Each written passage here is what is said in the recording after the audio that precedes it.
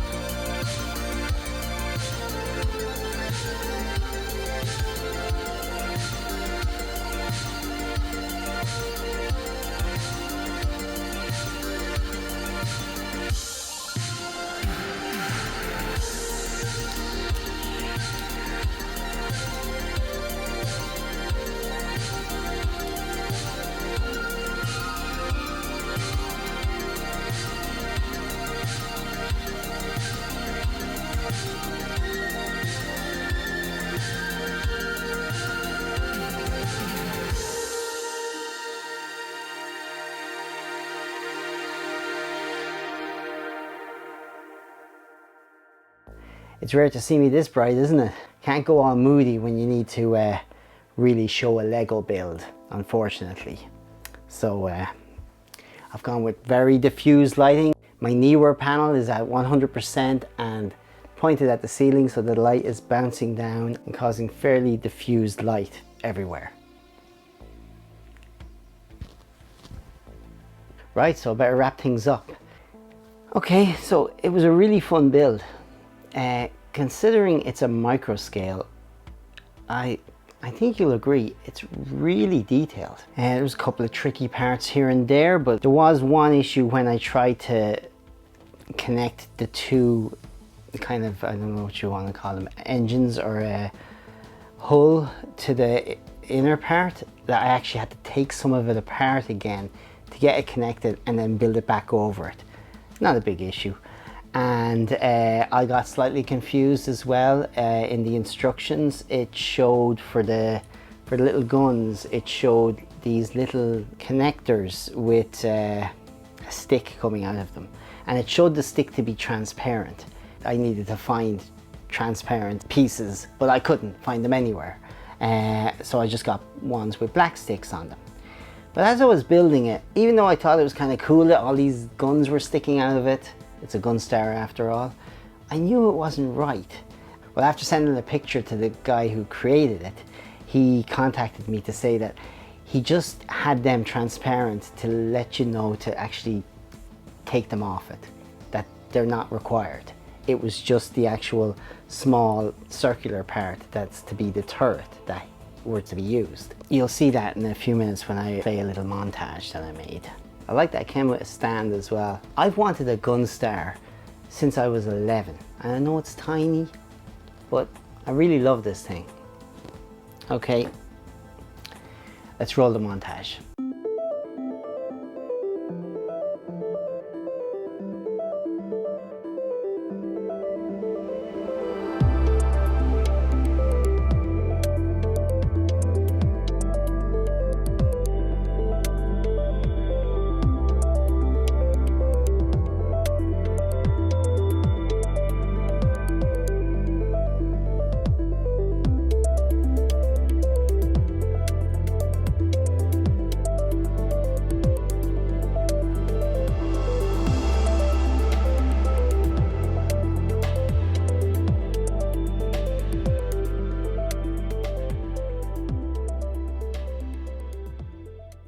well, there you go. I hope you liked it. If any of you are wondering where I got the fancy new white table, I didn't. It's a €7 piece of white chipboard I bought from the local DIY store, and I just pop it on top of the table. If you enjoyed this at all, like it, share it, subscribe to my channel if you haven't already. If you know any geek out there at all who might like seeing a Gunstar being built, or just know that they even exist, let them know. Oh, I already know what the next build is going to be. It's an MOC. It's not official Lego this time, unlike this one. It's third-party Lego I'm after buying, but whatever's cool is cool. I'm not going to be all, I only use official Lego. I just want a cool model. Now, I know that the model was probably created by somebody, so like I did with the alien chestburster, I am going to try and track them down, so at least they get out of me what they would have got anyway. So here's a hint of what it'll be.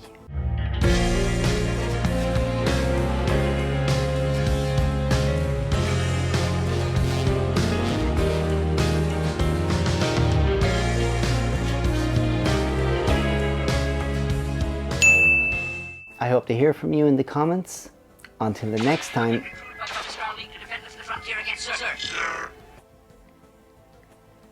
Okay, until the next time,